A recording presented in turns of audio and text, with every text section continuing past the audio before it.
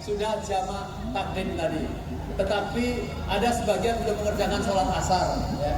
Kami tidak ingin kita lalai sholat hanya gara-gara acara ini, ya, supaya kita mulia semua. Sementara akan dilanjutkan Bapak Profesor Dr. Refli Harun, maka kami beri kesempatan yang belum ada wudhu untuk berwudhu 15 menit. Setelah itu akan dipimpin sholat oleh Buya Husain. Ya. Kami mohon duduk dulu, semua duduk, ya. Wudhu yang belum wudhu. Kami persilakan Bapak Refli Harun, ada waktu 15 menit sambil mereka berwudhu. Ya.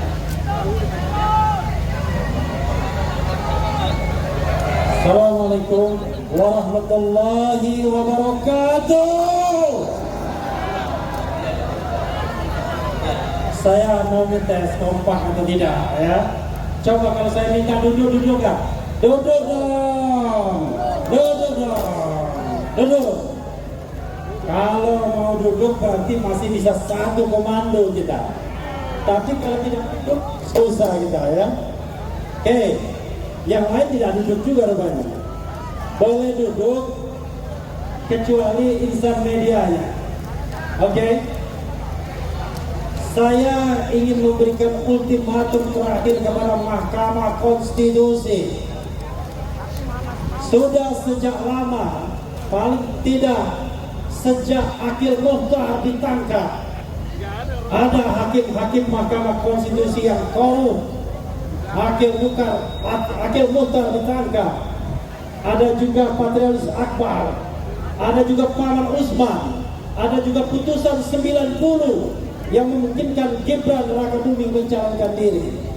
Sekarang kawan-kawan semuanya, kita memberikan satu kesempatan terakhir kepada Mahkamah Konstitusi untuk mencuci dosanya. Bukan untuk memberikan sekedar keadilan bagi kita. Karena kecurangan pemilu ini dimulai justru dari putusan Mahkamah Konstitusi. Karena itu kita kasih kesempatan MK untuk mengabulkan permohonan kita. Apakah permohonan kita cukup beralasan untuk dikabulkan? Saya bersaksi banyak alasan untuk membatalkan pemilu ini. Kita kawan-kawan semua, ada banyak dalil yang kita sampaikan kepada Mahkamah Konstitusi. Tapi yang paling penting adalah coba tanyakan kepada hati nurani kita semua dan para hakim konstitusi. Satu pertanyaan, apakah pemilu ini curang? Apakah pemilu ini curang? Rasanya tidak ada yang mengatakan bahwa pemilu ini jujur dan adil, kecuali orang di sana yang dibayar. Kita bisa membedakan mana yang bergerak dengan hati nurani, mana yang bergerak karena dibayar.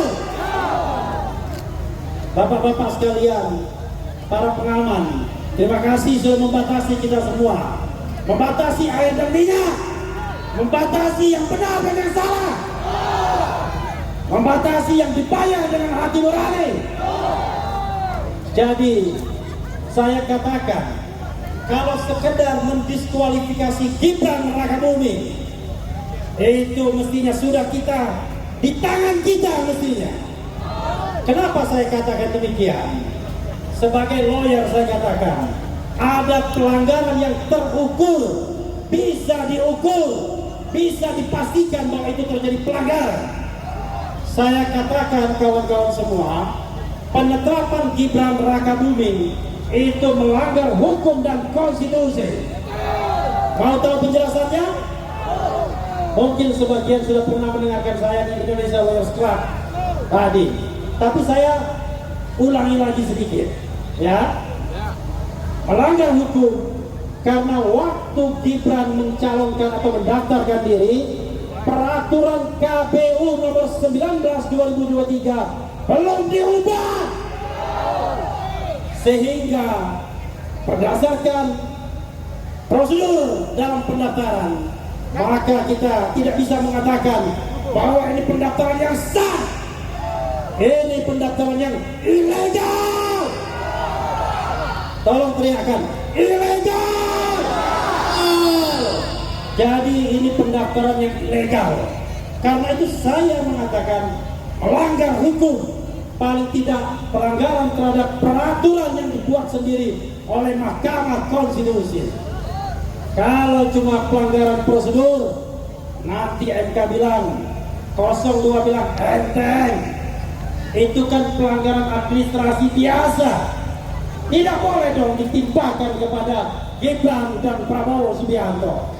Saya katakan kawan-kawan semua, dan dengarkan hakim-hakim Mahkamah Konstitusi, bahwa itu tidak hanya pelanggaran hukum, tapi pelanggaran konstitusi. Kenapa saya katakan demikian? Karena pendaftaran Gibran itu sesuatu yang konspiratif. Ada konspirasi antara KPU dan 02. Kenapa saya tahu demikian? Karena KPU tidak bertindak independen. KPU tidak bertindak adil dalam hal menerima pendaftaran Gibran Rakabuming. Dia tahu putusan MK itu menurut Profesor Yusril Iza Mahendra yang tidak lain adalah lawyer 02, perlu terlebih dahulu katanya, ya, perlu terlebih dahulu katanya dilakukan perubahan PKPU. Ini putusan kontroversial. Kalau diberikan kepada saya akan bilang maaf deh, biar dikasihkan ke orang lain saja daripada nanti memunculkan kontroversi. Itu sebelum Yusril menjadi lawyer 02. Tapi setelah menjadi lawyer 02, dia bela yang salah.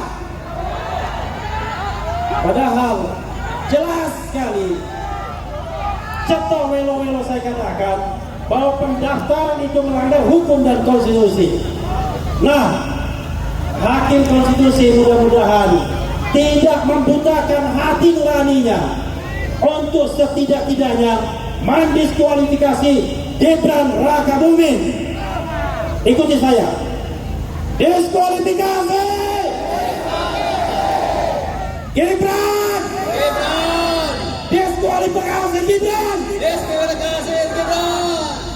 Setidak-tidaknya saya katakan. Bagaimana dengan yang satunya? Kalau yang satunya kita bergerak tidak hanya pelanggaran yang terukur, tapi pelanggaran yang terstruktur. Pelanggaran yang struktur itu adalah pelanggaran yang digerakkan oleh istana, pelanggaran yang digerakkan oleh Jokowi. Jokowi sudah cawe-cawe. Jokowi menjadi ketua tim pemenangan 02. Maka sejak awal pemilu ini tidak jujur dan tidak adil. Terhadap pemilu yang jujur tidak adil, kita katakan ada pengkhianatan terhadap konstitusi. Ada pengkhianatan terhadap konstitusi. Pengkhianatan terhadap asas pemilu yang jujur dan adil. Banyak contohnya. Bansos salah satunya. Ketika datang ke Mahkamah Konstitusi, kita terpukau dengan 4 menteri yang seolah-olah semuanya serba beres, semuanya mengikuti aturan. Tapi faktanya setelah lawyer 01 menyampaikan kesimpulan, terlihat betul kebohongan-kebohongan yang mereka sampaikan di MK. 3 dari 4 menteri itu paling tidak sudah berbohong. Yang dikatakan adalah, kalau kita bicara dana bansos kawan-kawan semua, ada 2. Ada dana bansos yang masuk dan sudah dianggarkan dalam APBN. Itu bagian dari dana perlinsos besarnya 496,8 triliun. Ada yang mengatakan, jangankan manusia, monyet pun katanya, kalau dibekali 400 triliun bakal menang.